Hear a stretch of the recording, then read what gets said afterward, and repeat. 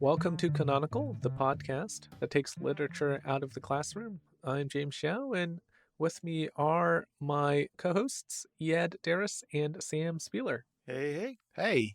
Hello, hello, hello. This week, we are wrapping up our series, The Novel in Stories, where we examined short story cycles or linked collections. For this episode, we are talking about all three books that we read for this series: The Tsar of Love and Techno by Anthony Marra, There But For The by Ali Smith, and A Visit from the Goon Squad by Jennifer Egan. We'll also discuss a film, Wong Kar-Wai's 2004 movie 2046. A lot of numbers in that sentence. Next week, we will begin our next series, Rich Country, Poor Country, with a review of Yun Ke-eun's The Disaster Tourist. If you'd like to reach out to us, you can find us on social media at Canonical Pod. We hope to hear from you there. So let's start by talking about the film 2046 by Wong Kar-Wai. Wong Kar-Wai is a Hong Kong filmmaker, best known for his distinctive cinematography and fractured narratives. His two most well-known films are Chungking Express, which was released in 1994, and his 2000 film In the Mood for Love. He was born in Shanghai, but immigrated to Hong Kong in 1963 when he was 5 years old. His family went to Hong Kong to escape the Cultural Revolution. Have you two watched any other Wong Kar-Wai films? I've seen the two that you just mentioned, Chungking Express and In the Mood for Love. Besides 2046, the only other one that I had seen was In the Mood for Love.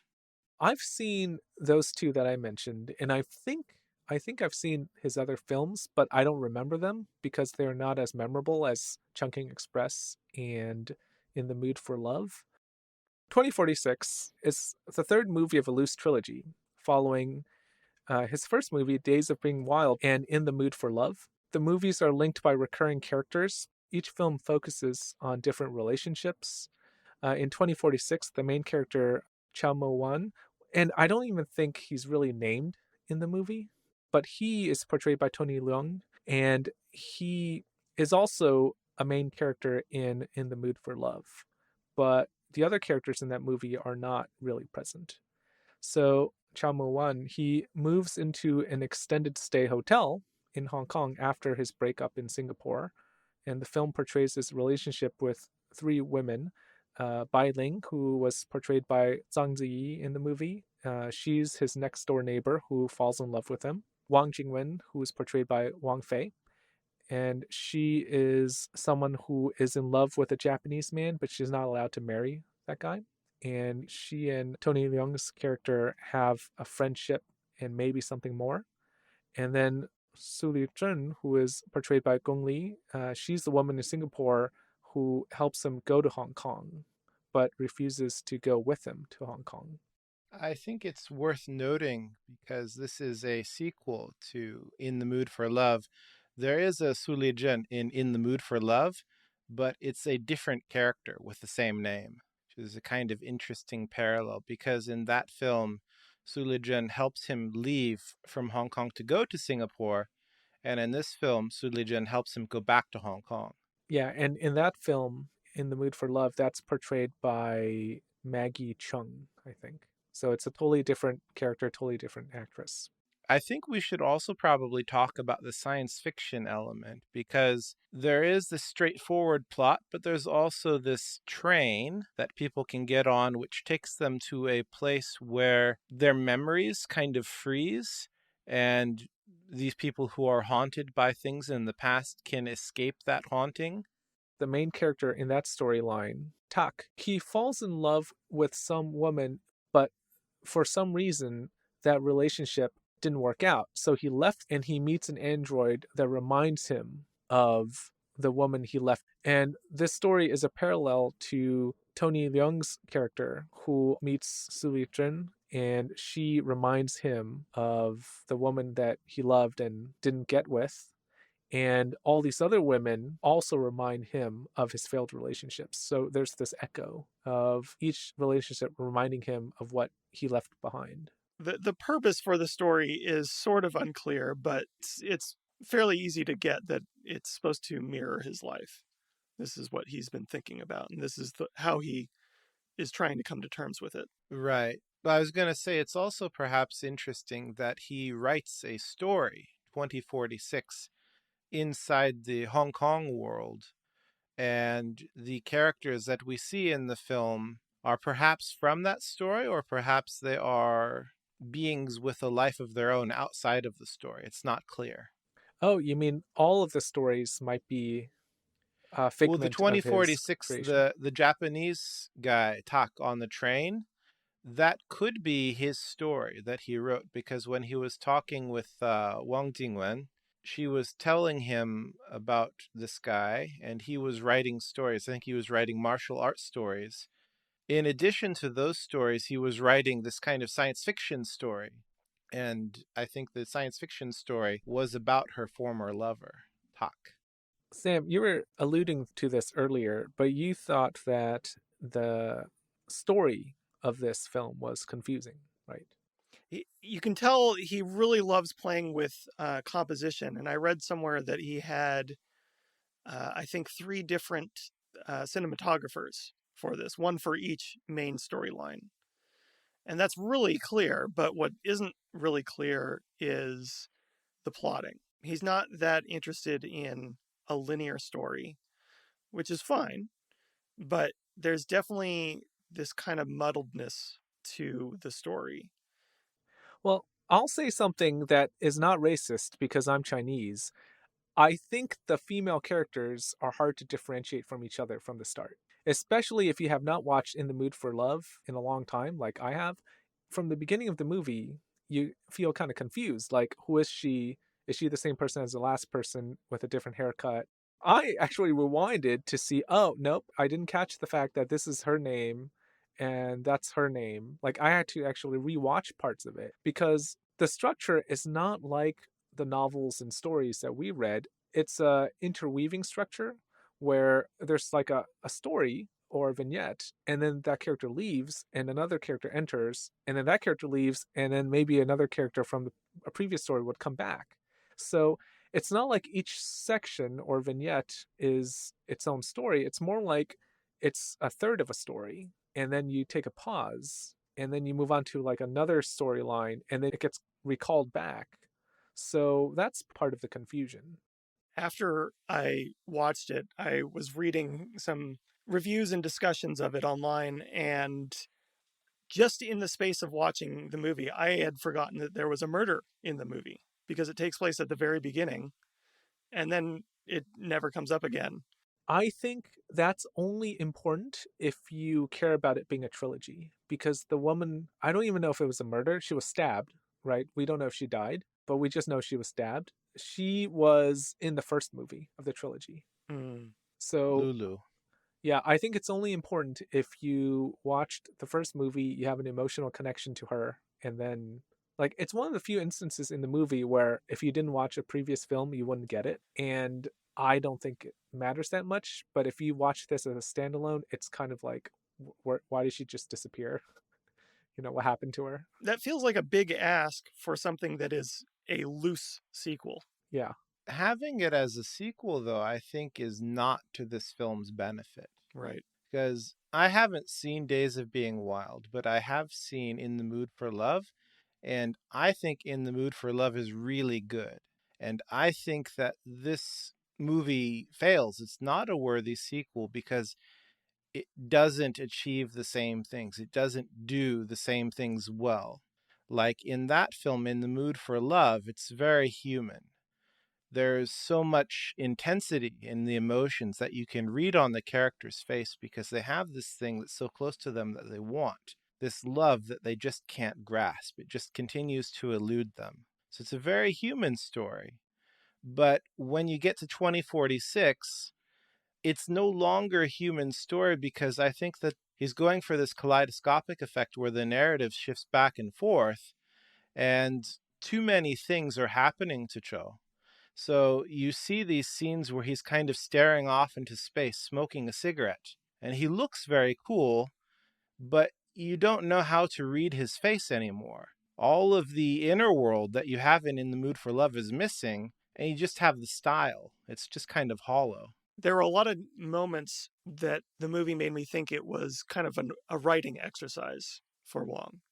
In fact, one of the reviews I read was from Roger Ebert, who said it was kind of like a sketchbook, which I thought felt really on the money. I think it was going for a certain kind of epiphany where the Tony Leung character was supposed to make a realization. When he decides not to get with Wang Jingwen when she was feeling vulnerable, and instead he offers to help her call her Japanese boyfriend. I think that moment is Wong Kar-Wai trying to tell a story where Tony Leung is having an epiphany that he is not going to continue with his kind of self-destructive behavior where he's trying to help someone else proceed with their relationship. And up till that moment, he's someone who is self-sabotaging. He's not able to fulfill any real relationship of his own because of his past, of his history. And this is kind of him growing in some way. I think that's a fine story to tell, but it is not as compelling as the story of In the Mood for Love, first of all. You know, someone showing growth and having like a positive moment. I mean, yeah, that's fine, but it's not as compelling in my mind. The other issue is I think it's too muddled where you don't get that emotional payoff in that scene where you see him and he says there are like two rooms where you feel perpetually cold, and it's what, like 12:24, 12:25, and you find out later, oh, it's because it's Christmas Eve, Christmas Day, when he was outside watching Wang Jingwen call her boyfriend. It's him sacrificing his own happiness for her happiness, kind of a thing. And you don't get the emotional payoff because you don't really understand that's what it means for him until later when you finish the film and you're thinking, well, why is this structured in this way? I mean, it's the kind of, you called it an exercise. Well, I guess Ebert called it an exercise and you plagiarized Ebert, Sam. But I read um, it after I thought about that. I want you to know. so, I mean, I think that's partly what he means when you don't have the emotional impact while viewing. You have to think about it afterwards and you feel the emotional impact. And that sort of delay, it just doesn't hit you the same way, whereas in the mood for love, you know what's going on, you know the interiority, and you know when certain characters make a certain decision, that's the effect of this decision at that moment. I guess, yes, you can understand his behavior and you understand why he's doing things more in the mood for love. But it's not just understanding why he's doing things, but the complications of the plot are excessive in this film. Like, I thought that I couldn't relate to it. It was asking too much from me. This could be a cultural difference, but I just feel like the lifestyle that he was portraying on the screen has nothing to do with me and my life. Whereas In the Mood for Love was so fundamentally relatable and it had something to say about life in general. This, to me, I think it was just kind of setting up a pretext for a lot of moody atmosphere. So yeah, you're saying you never went through a phase in your life where you were just paying ladies for sex, and when a very attractive woman came onto you, you're like, nope, I'm not into this at all. I want to continue to pay ladies for sex. Sadly, no. I mean, perhaps there are guys out there. Maybe you've had this experience, James, but for me, this is just like maybe people like this exist in the world, but I've never met them. While I can't relate directly, it did make me think about the mistakes I've made. And so I could relate on that level, but only from this kind of tangential point of view. And the subsequent doctor visits as a result of these mistakes. uh, yeah, I don't have a follow up joke for that. I think in the end, I still enjoyed watching it, the experience of watching the movie. It's definitely not as good as his other films. Yeah, I enjoyed watching it as well. I think I had seen this before and forgot. And after watching it this time, kind of realized why I forgot it. Top notch sex scene, though. Very good sex scene. Yes. Like top 5 of sex scenes I've seen in serious films. But yeah, if someone were to ask me, should I watch a Wong Kar-Wai film, I would say yes, definitely. but maybe point them to In the Mood for Love. Yeah. One thing about this film that I didn't realize before, now that I'm older and having lived in China, is man, a lot of people spend a lot of time just leaning on walls. And having lived in China, I was like, oh man, those walls are disgusting. I would not lean on those walls. Like, there are these women, especially who are like not dressed in all that much, but they're all like draped on the wall, like kind of caressing it. And I'm just like, oh, that hasn't been cleaned in 10 years. Well, maybe that's the thing. Maybe it had just been cleaned in the Just been 60s. cleaned. Yeah, I can't imagine myself leaning on any wall in China or Hong Kong. It's just like, oh, gonna need a bath afterwards. Especially back then when everyone smoked. Man, you count the times a character leans on a wall in that film, man. It's over 10. I thought the acting was good, solid acting. Yeah. I mentioned earlier that this film I thought was not very similar to a novel in stories in that I don't think each vignette or section was its own story, especially because I call them vignettes. Like the 2046 futuristic train story, I would not say those sections were self contained stories. Did you find it similar at all to the novel in stories form? Not at all. No, I mentioned before that it wasn't really linear, but it almost is. Almost. I mean, my problem is not that it's not linear, but that it's interweaving the different stories. Like it could be there, but for the like it could be structured like that, but it wasn't. But we're kind of putting things onto it that I guess aren't there. Do you think his structure was successful? I'm going to say yet you're going to say no. The structure he employed was not successful. I think it could be successful. It's not that it's a bad structure, but the story doesn't fit that because he's all about atmosphere and mood, and that doesn't work. Like if it were a film adaptation of the Tsar of Love and Techno, it could work. Like you have to have more going on inside of the structure for the structure to be useful. Do you think he's using this structure for a reason or just to do it? Well, I think he's trying to show that journey that you mentioned earlier. He's trying to show that arc. That message is there, but it is muddled, like you said. Yeah, I think he's definitely doing it for a reason. And I think the reason is that he's saying all of these romantic entanglements, they are all related. And he's, by interspersing them and interweaving them, he's not prioritizing them in terms of order. He's kind of mushing them together so that you experience it the way that Tony Leung's character might experience it when looking back. It's like the film portrayal of a person remembering this period in their life. Instead of accessing your memories in a sequence, you access your memories like all at once. So that's kind of where the train thing comes in. And I guess that's what he's trying to do, but it's a mess. I think mess is a bit strong for me because I don't think it's a total mess. It's I think there are messy. yeah, it's I'll put it messy. that Yeah, way. I wouldn't say it's a mess like, oh, this is completely awful. Right. I'd say there are certainly hints as to this is how you might understand it because of the fact that it's told to you retrospectively. He comes in and says, in the winter of this year, this happened. So, I mean, for me, it's quite clear that this is a future him looking back over this period of 3 years. And the way the stories come towards you, it's more elusive rather than linear. That this happens and it kind of leads to that. But the problem is that that kind of connection is not very clear from one transition to the next, and the story itself is not very clear. You'd think that it would be more clear if a person is retrospectively thinking back. So for me, I actually think the structure can work, but it just needs to be more explicit. Like the confusion is what dooms it. You have at least 3 different languages in this movie. Why do you think that was something that he wanted to employ? Why didn't they all just speak Cantonese? The way I understood the movie is this is a mental journey for this character who's recalling the events of what had happened.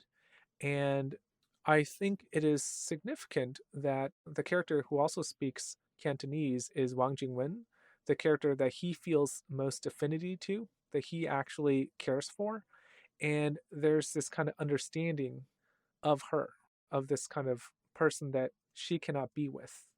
And you have Zhang Ziyi's character who speaks Mandarin, and she's someone who he is not interested in being involved with more than casually. And I think the language kind of signals either not affinity, because I think that's a bit too shallow, but kind of a deeper understanding or relationship. Like they literally cannot communicate with each other, even though they can in the film, like they understand each other, but they're speaking different languages. They're on different tracks. He just cannot connect with her. And the same thing with the Japanese man. Like that's a bridge she's willing to cross, but it's not a bridge that he's willing to cross. I think you can come up with ideas like this to excuse it or to kind of rationalize it.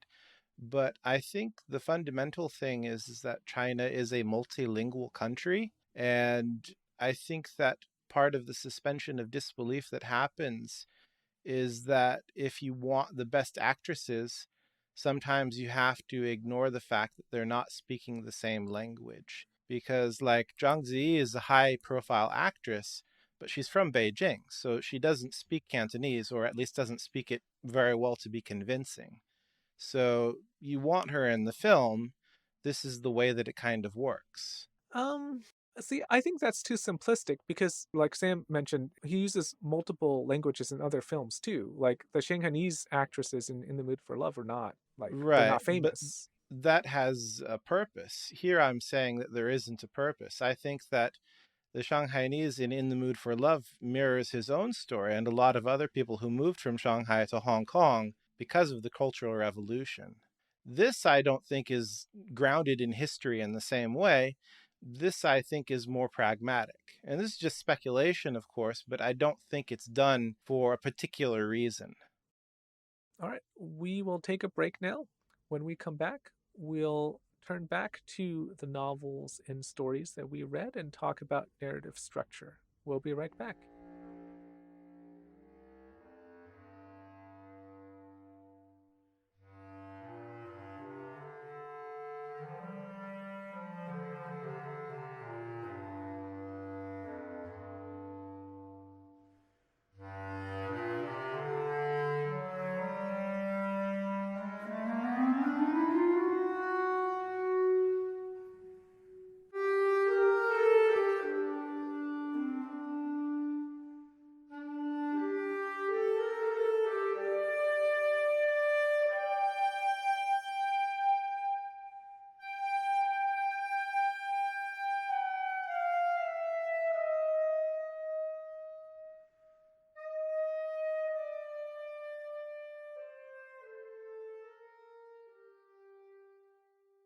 Welcome back.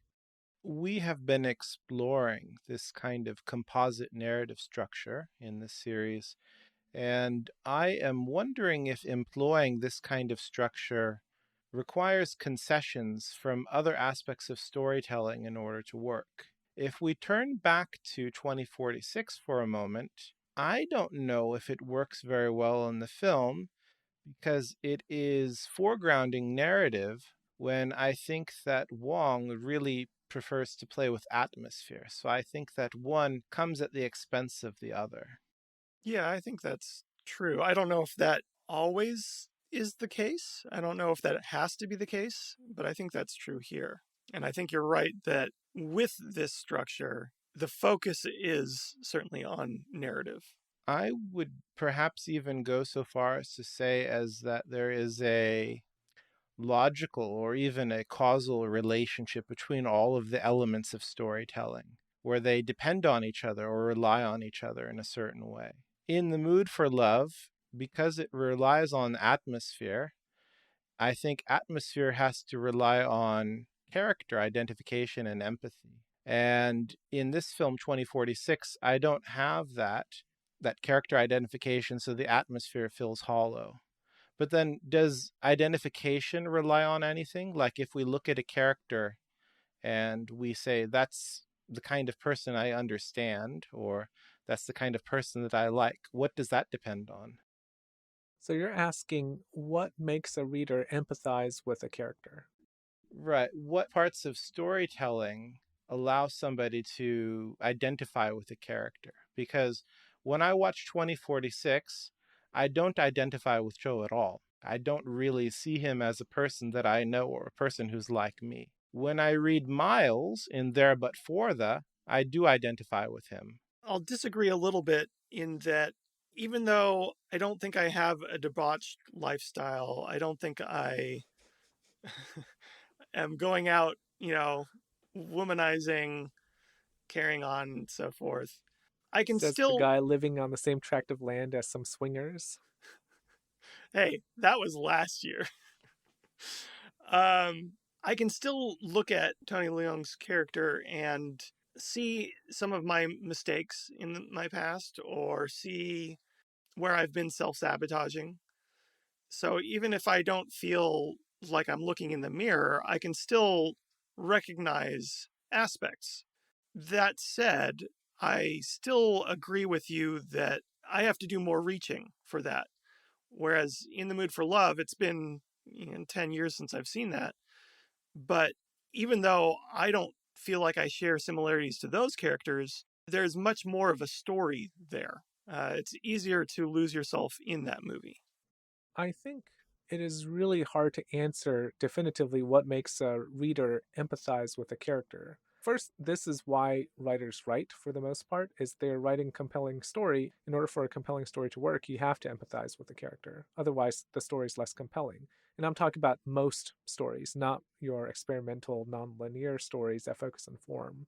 But most stories with traditional narratives, you're trying to make the reader empathize with the character. Even something as iterative, like a Dan Brown kind of story, you still relate to the main character, right? You're not relating to the antagonist. You understand one character more than other characters. So I think it's really hard to answer definitively what makes one character more easy to relate to than another, but I'd say that it stems from understanding and establishing the character well enough so that you know why characters make certain decisions. And when you can understand that, then you can extend some kind of empathy. Because when you don't understand why a character is doing something, then you feel like I cannot relate to this character. You just feel lost. For me, that is the basic kind of catch all answer. I think that to take it a step further from that, I agree with what you're saying, but I think that a lot of that stems from the linearity of the narrative. When we see a character and we stay with a character for an ongoing series of scenes, that fosters that kind of empathy that we're looking for. When we move away from that for whatever reason, it's increasingly difficult, I would say, to actually connect with the character in the way that a writer would want if he wants us to care what happens. I think it depends because you can certainly relate to a character in just a few pages or a short story, but the way a person connects to a character is very different in a novel. You definitely, in a linear novel, establish a much deeper connection with a character. That kind of depth is not possible in like a Hemingway story that's only 12, 18 pages because it's short. You don't spend that much time with them, even if you understand the rationale, you just don't get the page space and the time. So, yeah, I agree. I think the more page space, the more time you spend with a character, the more you understand that character. But I also think that it is possible to empathize and to understand a character in the space of a very short story. Another concession that needs to be made for this kind of composite narrative form is theme. I would say that these novels and stories that we have been looking at are what I would call a hybrid form. What I mean here is that it's separate from what writers would think of as a natural form. The novel or a short story collection is a natural form. When you employ it, you can employ it less self consciously. You're doing something that's very established as this is the way that you write. And because it's a hybrid thing, when writers use it, they're paying attention to it. And that attention is drawn away from establishing theme. We have a very small sample size, but I would say that A Visit from the Goon Squad and The Tsar of Love and Techno are both rather weak on theme. And this is because writers are paying more attention to the intersections in the plot, and they're paying more attention to the narrative form. On the other hand, I think There But For the novel that I chose, is actually the worst example of a novel in stories of these three. But because of that, I think it has a more well developed theme than the other two. I don't think I agree in that I think the Tsar of Love and Techno definitely does not have much in the way of theme. But for me, There But For the and A Visit from the Goon Squad is pretty similar in terms of what I can take away from the book with theme. I don't know. I think I'm with Iad on this. All three books do have theme, but if you're going to compare them and put them on different levels, I think the Tsar of Love and Techno has the least amount of attention given to theme. And then A Visit from the Goon Squad. They all have theme. It's just a matter of how much attention is given to them. I think he's right that There But For the probably has the most attention given to theme, and it comes out the strongest. At the beginning of this series, we talked briefly about novels and stories and some reasons for why this form might be popular nowadays.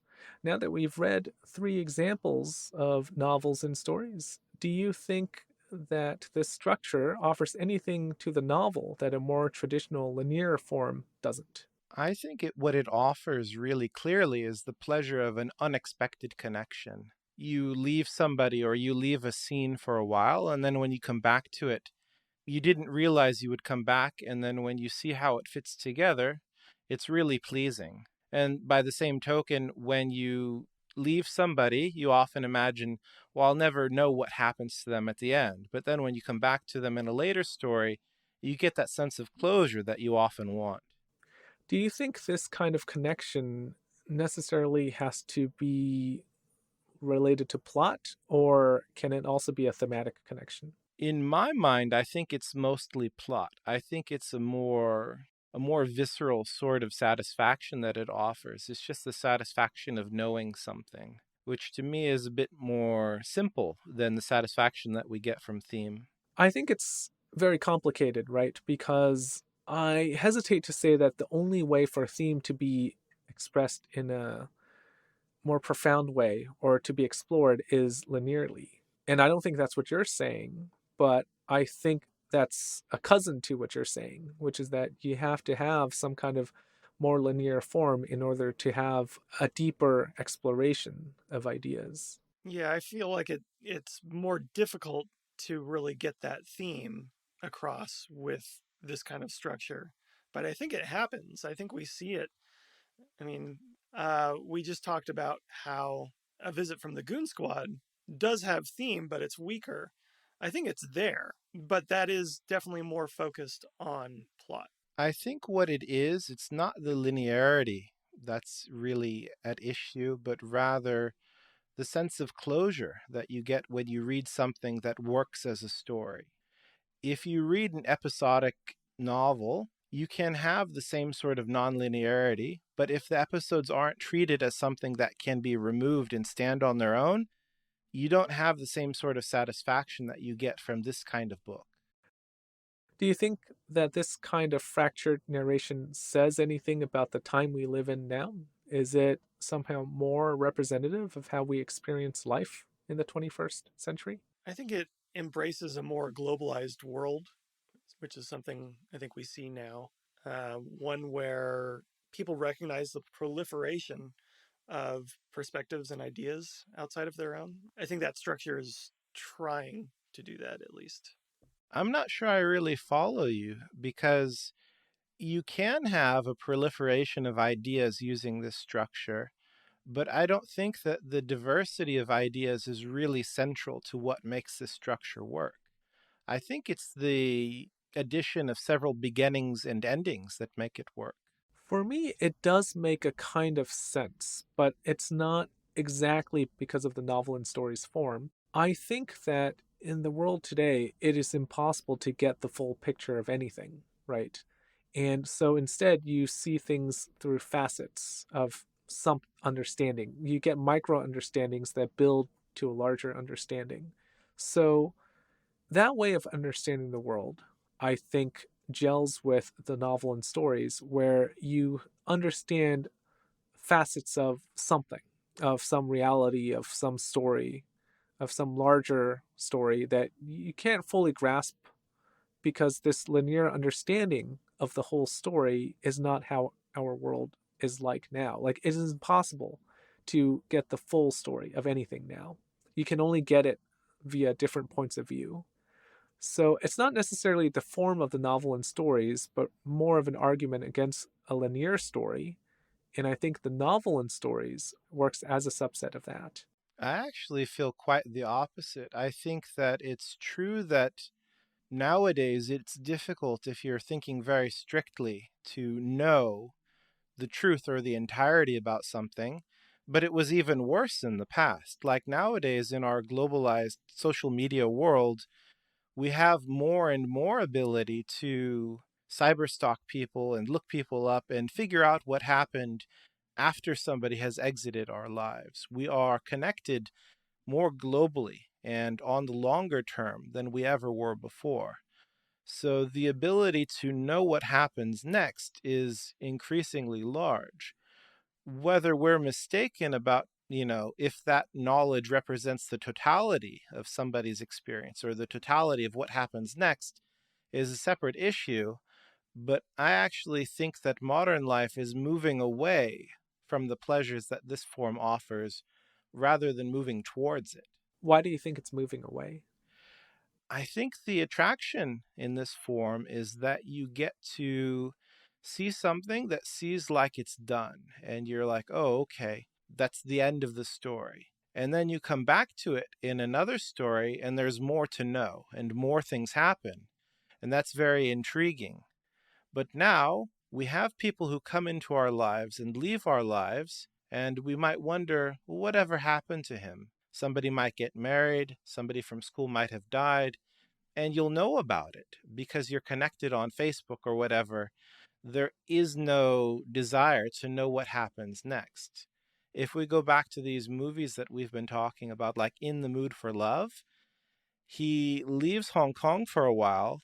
He goes back to Hong Kong and he's wondering what happened to Sulijen? What happened to these families that we used to live with? If he was on Facebook, he would have just looked them up, you know? Yeah, maybe the difference between us is I am not on Facebook. And so these remain mysteries for me. I guess without being on Facebook, my understanding of the world is largely incomplete.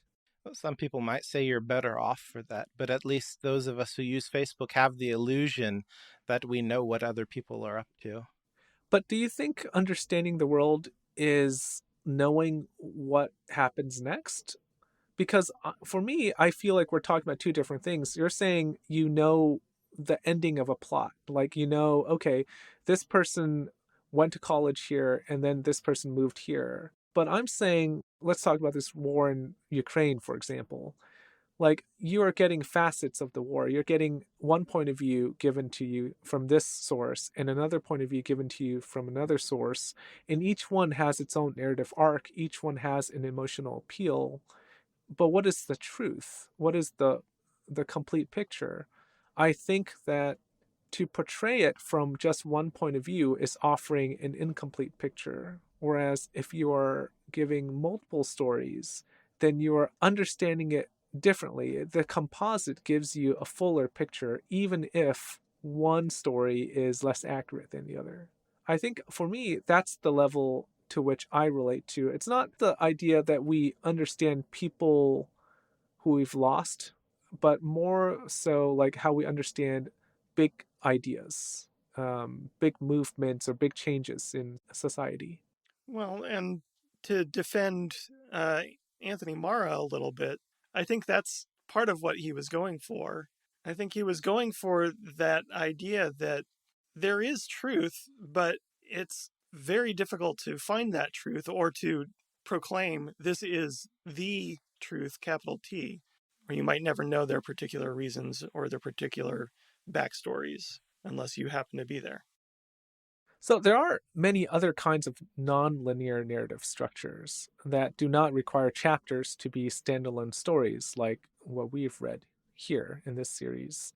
I'm thinking about other books we've read that have this kind of non-linear narrative structure like Station 11, Galapagos, Pale Fire, As I Lay Dying, and The Dispossessed, which in different ways break away from linear time. They either flash back or they have a B structure where they skip back and forth in the case of The Dispossessed. Do you think that the self contained episodic chapter that we've read here offers something to the novel that these other non-linear structures don't? I mean, this is what I've been harping on the whole time, but it's just the discovery of there's more. The illusion that something was done, but then there's more. So the finality of each chapter brings on this kind of surprise that, hold on, the story's not actually done. Right. So if you encountered a character like Kolya in another novel, you might be curious about him. What happened to this guy after his girlfriend left him and married this oligarch? And then in The Tsar of Love and Techno, you get to find out that he actually had this elaborate series of events in his own life. And, it just elaborates the novel in an interesting way that it gives you that satisfaction of realizing or uncovering the richness of human life, that there's always more to say, and at some level of storytelling that more is always going to be interesting. I think one thing it does for me is it decenters the protagonist. We talked about this with A Visit from the Goon Squad, where I said the two main characters were, and you said, I don't think there are any main characters, right? I think that's the effect it has, where you start thinking, okay, this is the main character, this is the one I relate to. But when you suddenly see that character from a different perspective, your understanding of that person changes.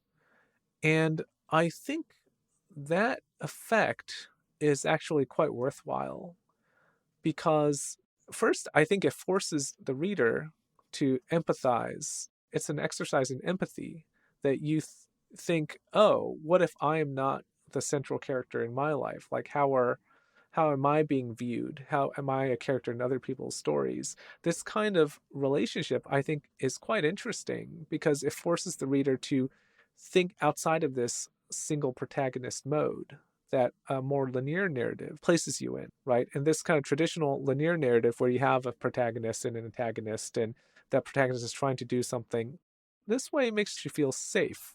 Whereas this kind of forced perspective where you see outside of yourself, outside of this protagonist, I think it forces you to think about the world outside of yourself, which for me is very worthwhile.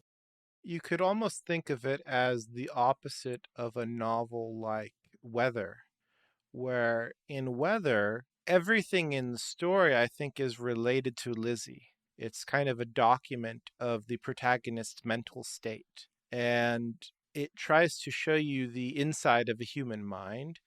Whereas in these stories, it's showing you the exterior of several human minds. I mean, it could be the interior too, but you just don't get as much interior detail, I think. Like you could get, right? Like in some of these stories, we get interiority. We just don't get as full of an understanding as one would get in a 200 to 300 page book.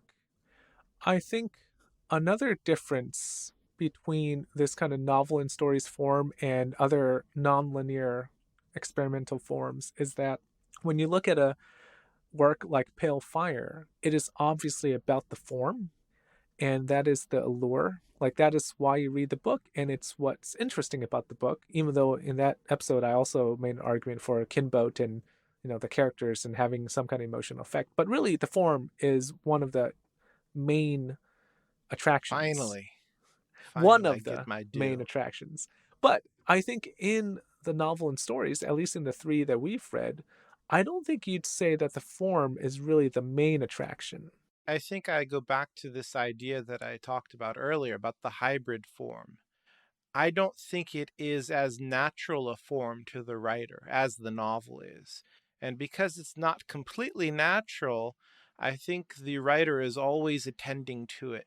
Maybe not on the first story, because a lot of these books have stories that lived lives on their own, but afterwards, once the decision has been made to connect them, it becomes a focal point. Yeah, I think I agree with that. I don't think the people that are only attracted to a more straightforward linear novel are necessarily going to be attracted to Jennifer Egan's books. Actually, the only one who I think probably didn't pay much attention to it is Mike Resnick. That guy just gathered everything together and just put it in a folder and he was done. Yeah, the two other books that we've read that would qualify are Kiran by Resnick and There There. And There There, I think very clearly is like the other books we've read here, perhaps even more novelistic.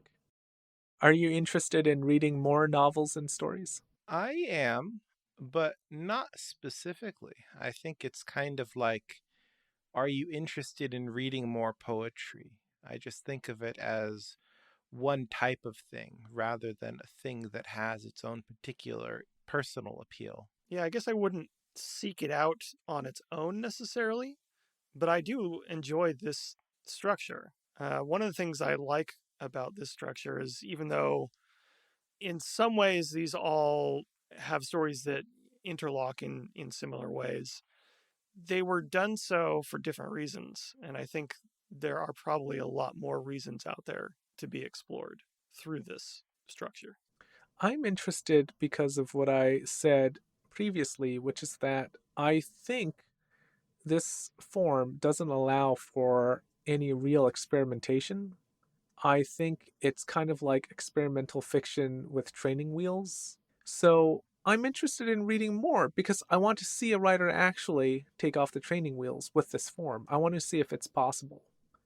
I think it is. I think it is possible, but I haven't seen it yet. All the novels and stories that I recall reading, aside from Calvino, because I don't know what to think about him, and it's been like over 15 years since I've read Calvino.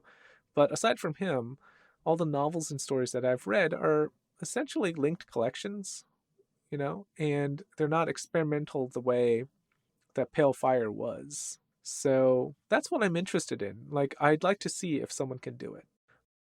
Well, with that said, we'll stop here. Thank you for listening. If you'd like to chat with us, you can find us on the internet at Canonical Pod. If you enjoyed this podcast, please give us a nice review on Apple or your podcast platform of choice. Next week, we'll be back with our new series on Rich Country, Poor Country with Yun Ko Un's The Disaster Tourist. Till next time, happy reading. We'll talk to you soon.